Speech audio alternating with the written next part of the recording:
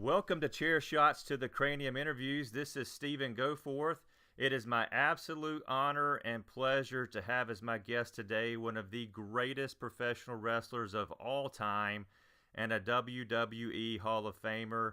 Please welcome Ricky the Dragon Steamboat. Ricky, thank you so much for taking the time to do this interview with me.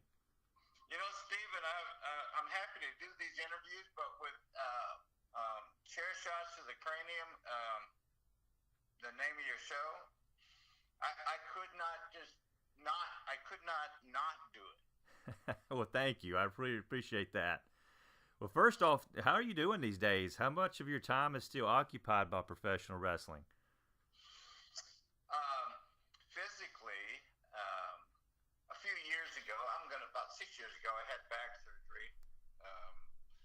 I had I think at that time it was about a 22-year injury.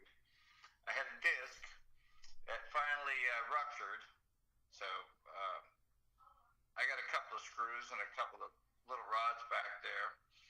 But you know, it's one of those type of surgeries, one of the newer ways of with a 1-inch incision. And after I had surgery, I actually walked out of the hospital. You know. Oh wow. So, it's pretty advanced, and that's doing well. Although in this coming up in July, I'm going in to have a full hip replacement, and it's nothing that I never suffered any injuries in my hip. My hips and my knees were always real good, and my doctor told me this is just arthritis, but what I did in the ring did not help it much either. So, and this is also a new way of a new style of doing hips. They say they're a lot easier than doing knees and shoulders. So once again, he said, when I'm done, I'll walk out. I'll walk out with a cane, but and I should be down for about 3 weeks and then back up, going strong again. So I'm taking the whole month of July off. So you're getting back to your question about how involved am I? Well, I'm either doing appearances, working with Tony Hunter, to which I'm still employed with the WWE, and they let me freelance. So I'll do personal appearances, such as the one coming up this Saturday in Marietta at the Cobb County. But other than that, still be employed with World Wrestling Entertainment. I'm more like a ambassador spokesperson. They do a lot of charity work, and whenever there's a convention or anything to do with some of the charities that they work with, and they need somebody to represent the company, they send me along. So I keep pretty busy, probably 3 weekends out of a month. I try to have a weekend off, and so I'm staying pretty busy. But the gigs are easy to do appearances and sign autographs and take pictures, and every now and then I'll be a special guest type enforcer or referee. I don't work anymore in the ring. I don't want to chance it because I think about 7 years ago I got slammed down real hard in the ring and ended up with a brain bleed, an aneurysm. Mm. So they're telling me that the old noggin has suffered enough, and with the injury that I had, there was a 60% fatality rate, and but I was able to pull through as we're talking today, and God has made sure that I do other things to help other people and pass things on. So I don't work in the ring as much as my heart really wants to, and I've been pretty physically active up until that point when I had that bleed. But I'll do a referee spot or something like that. But I like doing it because it keeps me in tune with the fans and keeps me in the ring. Even though it's just a role as a referee, but sort of it's the best that I can do right now. But it keeps me in touch. Well, like you said earlier, you're scheduled to appear at the Universal Championship Wrestling show called Memorial Mayhem on May the 26th in Marietta, Georgia at the Cobb County Civic Center. This is going to be a great show. I'm very much looking forward to it. So tell the fans about your involvement or role with this show. Well, pretty much what I've been doing is that prior to the show, there'll be some meet and greets and being able to talk with fans and take some pictures and sign some autographs. Sometimes when I get to the show, they'll ask me if the position is open for a referee spot in maybe one of their main event matches. As of Steven, as of this show coming up, I'm not quite sure if that spot is there for me. Well, I tell you, we're looking forward to it. No matter what your role is going to be at this show, it's going to be tremendous. So we're very much looking forward to that. Yeah, but this gives me an opportunity to be more one-on-one with the wrestling fans, as opposed to years ago when I was they were just able to see me perform in the ring. So the fans come out and we have I spend a little time, we do a little talk, and of course I like to bring up the stuff that happened a few years ago. Sure. Now, speaking of that, I know you've been asked or you've answered a million questions about your matches with Ric Flair, but you know what? I'm curious to know about the prequel to this story.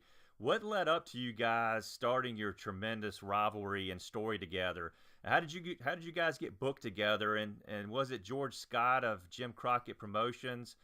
Was he the first booker or promoter to put you two guys together? Yes, George Scott was a booker at the time for Crockett, and that was 1977. Can you believe that was 41 years ago? Wow. But it was actually Flair. He went to speak to Jim Crockett and George. He went to bat for me. I just come in the territory in around March of '77. And at that time, they had the main event guys were Wahoo McDaniels and Blackjack Mulligan and, a couple of Rufus R. Jones, who was very successful in the Carolinas. And, and all these guys wanted to work for Flair because he was knocking on the door to be the top heel for the company at the time. And he went to bat for me and said, "Hey, you got this new kid, Steamboat. I'd like to maybe try something with him." So he was the one that actually planted the seed, and I think I came in on March, and I think in around June is when we did our first angle on TV. So, and then God, for that first year that we were hooked up, every night I was going to school with him. He was taking me to school every night, man. Well, when did you realize that there was such great in-ring chemistry between you and Flair? Blonde hair and me with the black hair, and I was always standing up for what was right, and he was always standing up for whether it was right or wrong. He just felt that whatever he did was okay. And back then when everybody was more in tune to your certified heel and babyface, good guy, bad guy type of thing. And especially the way he cut his promos, it made the in-ring presence a lot easier to work. I mean,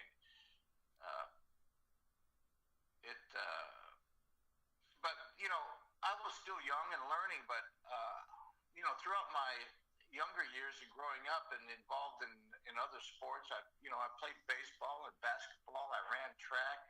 I was a wrestler in high school, and all the coaches told me I was very coachable.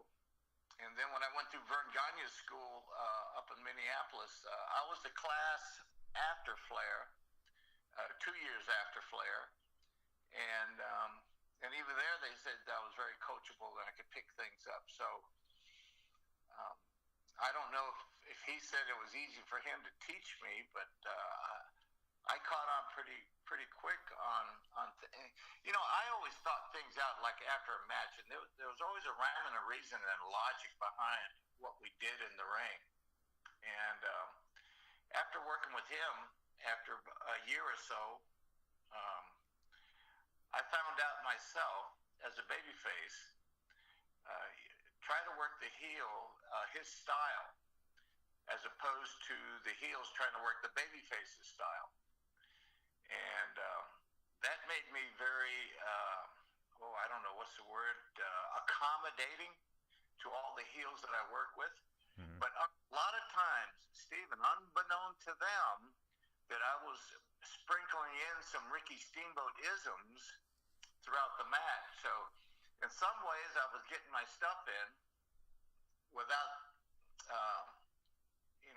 being so forceful about it when talking your matches out or in the course of a match, things that were happening. And so, but I found out early on, I worked at his style, and then they started to realize this, and then after, we get into the match, they started accommodating me too, so it made things easy. Well, that leads me straight into my next question was, how much did you two communicate in the ring, or did you just know what the other was going to do and just did very little talking? In the beginning, he was leading, and he was in my ear all the time.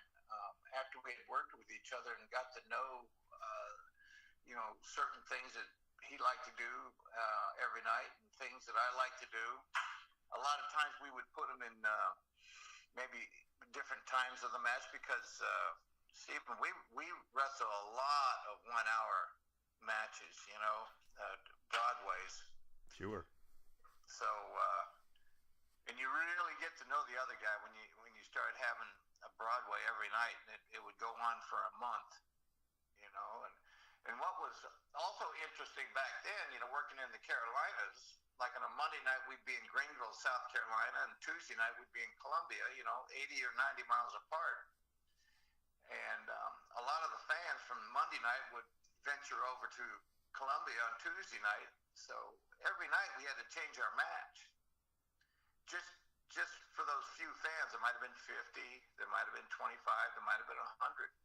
But just for those fans, we had to change our match. But, at the end of the day, in your career, it made you a better worker because every night you had to keep coming up with some new stuff.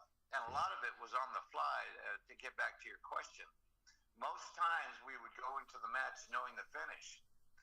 So, and if it was a Broadway, a 60-minuter, we'd say to each other, I'll see you in the ring.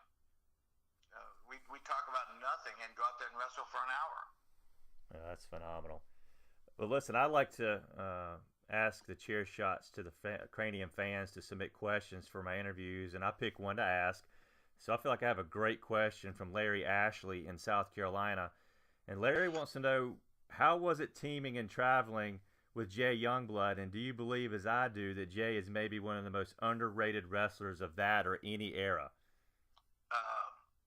Traveling with him, we grew to be like brothers for each other. We were together for almost 5 years. And I will say that during that tag team era in my career was a lot of fun. We had a tremendous amount of fun. We had a good chemistry with each other. No egos involved. It didn't matter if they were going to get the heat on me, the heels, or the heat on Jay. And if the heat was on me, he'd make the comeback, and vice versa. We were just real big on trying to get the match over. And if during the match they stopped me with something big, well, that was the flow of the match, and we were just going to get the heat on me. It was never ever designed to which, okay, we're going to get the heat on Jay, then Ricky make the comeback. It was never designed that way. We sort of knew each other's roles, to which if they got the heat on me, he'd know what to do in the comeback, and if they got the heat on him, I'd know what to do in the comeback. And the heels worked well with each other, with us, because if it was a good stop spot, like I said, nothing was really planned out. But if during the match, if that was a real good stop spot on me, and let's just say if the heat was designed on Jay, well, we'd have to take that real good stop spot on me, then I'd have to fire up, and then we get Jay back in, and then they stop him. So, just sort of, and sometimes maybe the second time around on trying to stop your partner, it wasn't nearly as good as, the first time. So we figured out if we got a good moment in there, and it didn't matter who they stopped, we're going to get the heat on that guy, and the other guy knew his role. Yes, very underrated. And I've always been known in my career to be a good salesman in the ring. But when I first started teaming up with Jay, and that was in the late 70s,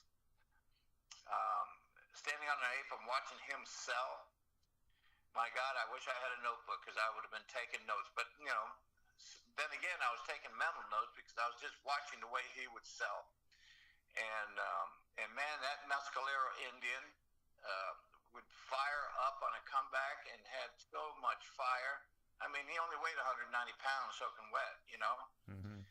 And God, he could sell his ass off and have a fire on the comeback, and that's why the fans loved him. And the two of us really enjoyed, the moments of time and the years that we spent together. Yeah, you guys were a tremendous tag team. It was an absolute pleasure and enjoyment to watch you guys wrestle together in the ring. Now, I was very excited back in 2009 to see you get back in the ring again with Chris Jericho. Tell us about your match with Chris Jericho, first with the other legends at WrestleMania 25, and then your one-on-one with Jericho at Backlash that same year. Again, tremendous match between the two of you. How did you prepare for those matches, and how did you feel about those matches and being in the ring again on such a big stage? Well, Chris Jericho was going on with the title of being like the legend killer. Right. And so that's how the WrestleMania 25 getting the three of us in the ring. At that time in my life, I was working as one of the trainers at the FCW school in Tampa. So I was there 5 days a week, and I was pretty hands-on at the time. I could get in the ring and have a 20-minute match with any of the young boys, and I felt that kind of leadership and being able to teach that way was more hands-on, was like the way I was brought up, coming up through the ranks, working with seasoned veterans. And so I was able to get in the ring and work with a lot of the guys. So I stayed in pretty much ring shape. And now getting back to WrestleMania 25, when we started talking about the match and with Chris and Snuka and Pipe, both Snuka and Pipe were pretty banged up, with their hips and their knees and so forth. And so Chris said, Ricky, you'll probably have to be about 70 or 80% of the match. And I was good with that. The more ring time for me, God, what a blessing. It was, like a resurgence for the Dragon. Sure. But unbeknown, WrestleMania was Sunday, WrestleMania 25. Monday, we're doing Monday Night Raw, and unbeknown to me, I was going to be one of the production guys sitting in the production meeting. They handed out the show, and next thing you know, I'm involved like in a 8-man tag, Monday Night Raw, and with John Cena and oh God, who were some of the other guys? Maybe one of the Hardys and Rey Mysterio, Mm-hmm.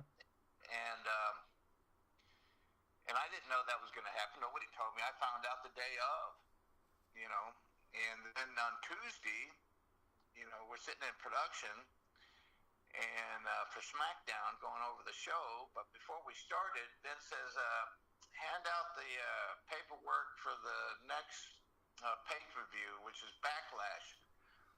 So they handed out the card, and I'm looking at it, and then I see Ricky Steamboat versus Chris Jericho, one-on-one. And I didn't know anything about that.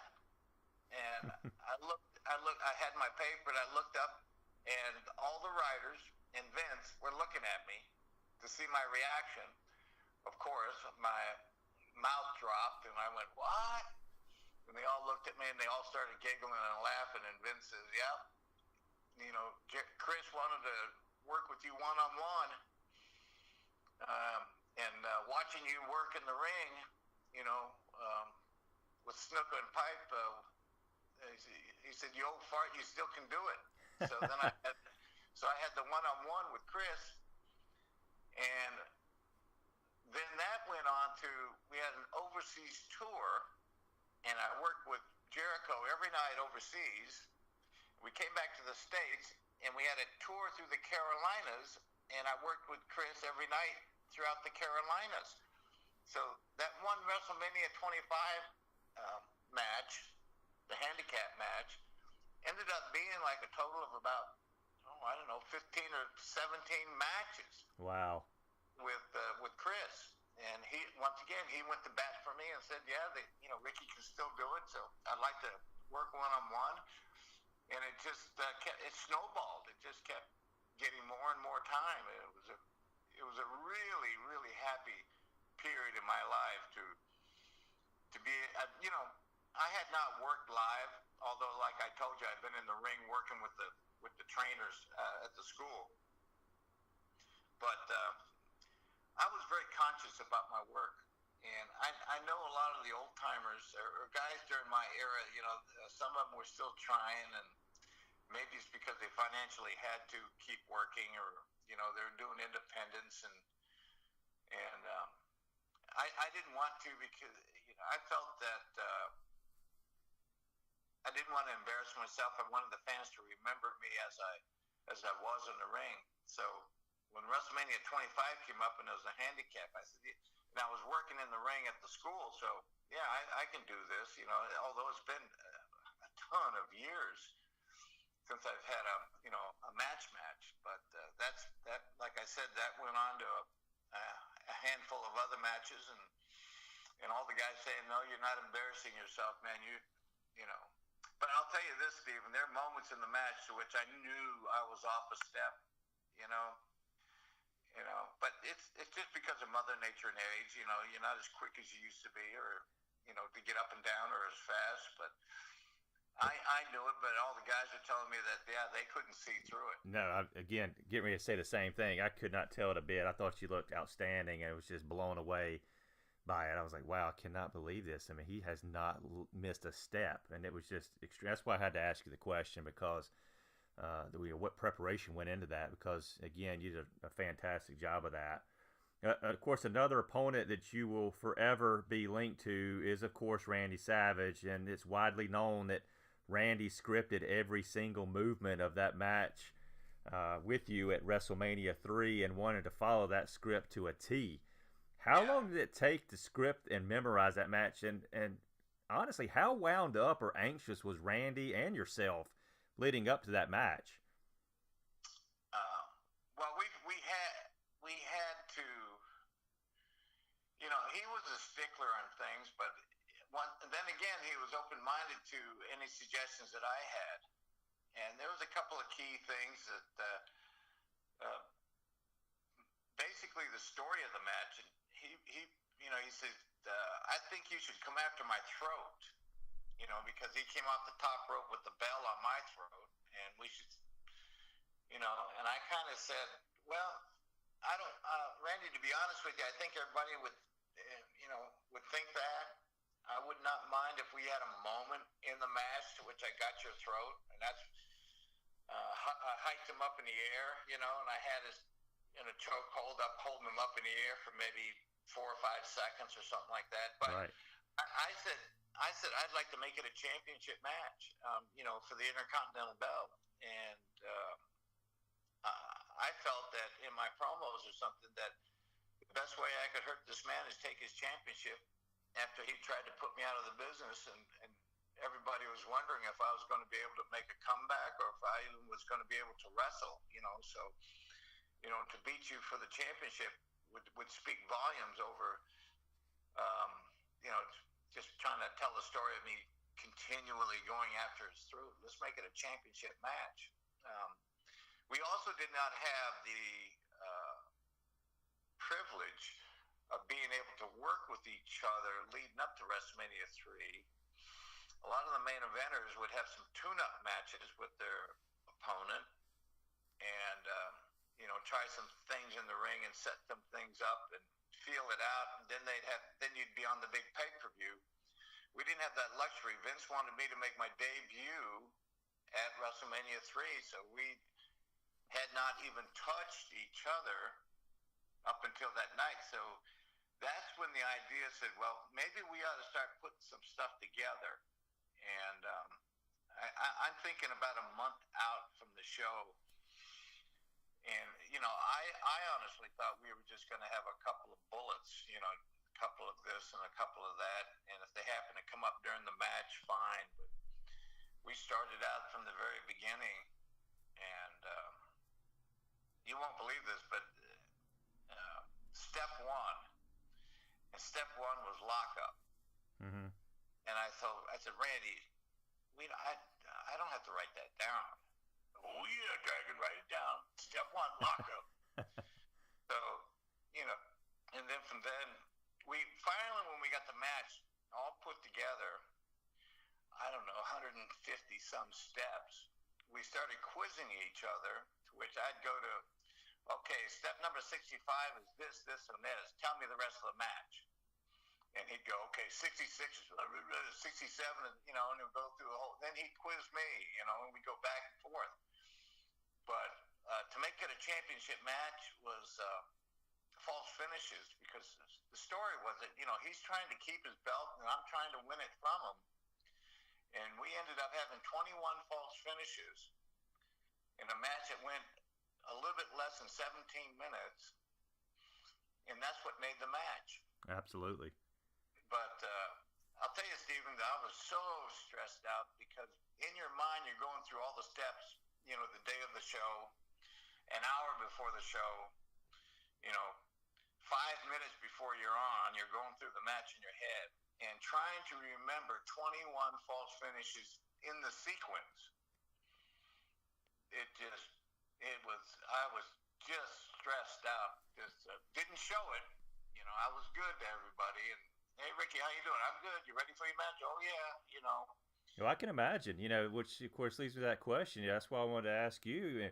We knew it was scripted out that way, but, how wound up were you guys? You had to be. I mean, when you just said it yourself, you have that many false finishes and you're trying to remember all that, remember the sequence of the matches. I'm sure it was very anxious yet exciting time. So that's a tremendous story to hear.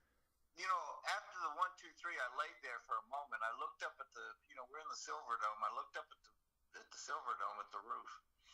And I was looking up at God. And I laid there for a moment and I looked up at him. And the words that came out of my mouth was, "It is done." Wow. It is done. Yeah, that's a tremendous story. When we were coming through and there were times in that match, and I don't think anybody picked up on it, but there are times in that match when Savage would go, what's next, Ricky? What false finish? And I would say, okay, we got to do this. Okay, I got it. And then 2 or 3 minutes in the match, hey, Randy, which one's next? We're number 17 now or something, And they go, oh, Dragon, do this. I said, okay, I got it. So we were helping each other out throughout that match on the sequences that we're following, God. That's unbelievable. Well, Ricky, this is the Cranium Shot portion of my interview. I'm going to say a name, and you tell me the first word or words that pop into your cranium. Are you ready? Yeah. All right, Harley Race.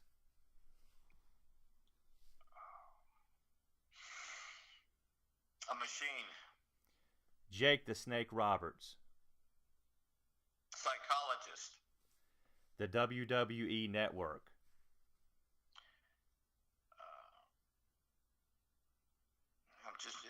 That's hard because you just want one word. Thankful. Wahoo McDaniel. Tough. All right, this is going to be a blast from your past here. Legendary referee Tommy Young. Best. Finally, George the Animal Steele.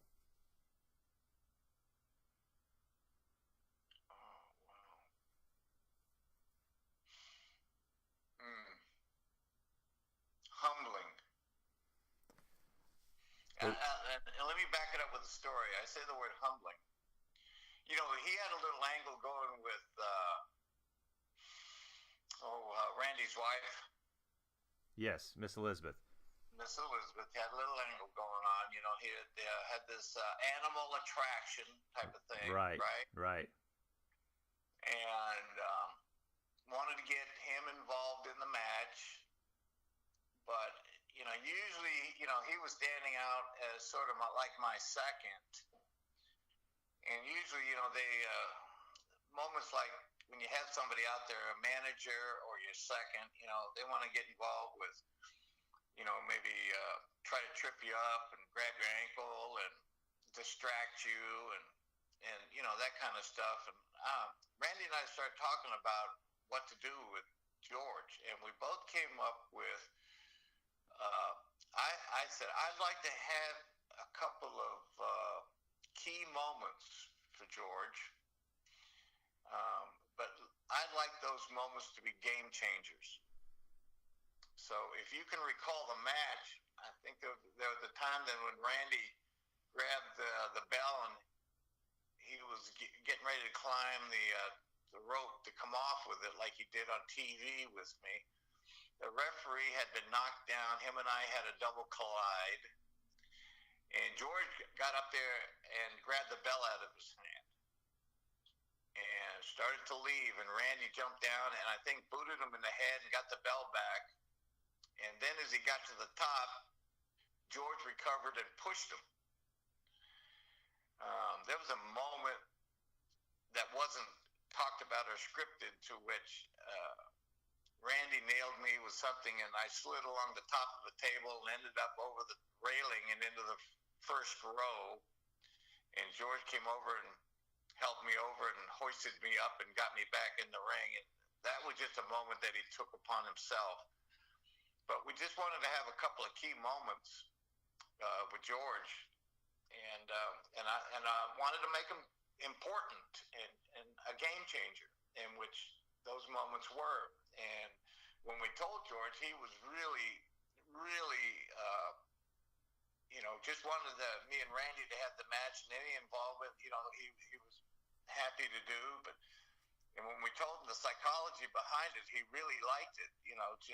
Instead of just going out there and doing little picky-anny things in the course of the match, just have a couple of really good moments that would change the match, and he thought that was great, and that's what I meant by humbling, is that instead of wanting to do more, or you're out there in front of 93,000 and all that, he was very humbling.